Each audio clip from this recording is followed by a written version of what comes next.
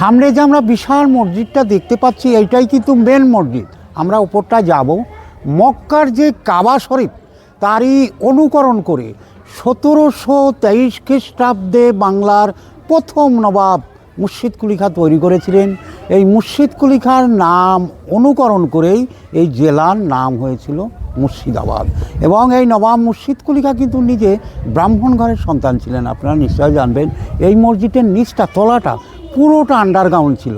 নবাবদের গুপ্তচর সামন্ত রাখারও ব্যবস্থা ছিল।